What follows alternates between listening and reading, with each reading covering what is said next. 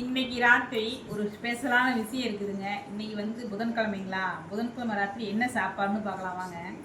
பாருங்க எவ்வளோ பெரிய குண்டா பாருங்க. ஆனால் உள்ளுக்கு இருக்கிற ஐட்டத்தை பாருங்க எவ்வளோ கம்மியாக இருக்குதுன்னு.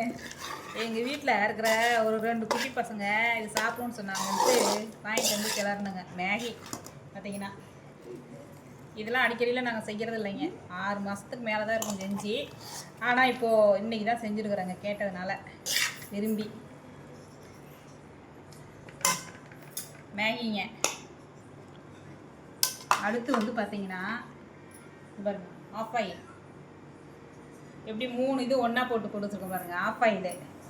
அப்புறம் பார்த்தீங்கன்னா தக்காளி சாதம். நைட்டுக்கு நம்மளுக்கு மேகிலாம் சுத்தப்பட்டு வராது, அதனால் தக்காளி சாதம், தக்காளி சாப்பாடுங்க. தக்காளி சாப்பாட்டுக்கு தொட்டுக்கிறதுக்கு பார்த்தீங்கன்னா தயிர் பச்சடி, வெங்காயம் தயிர் பச்சடி.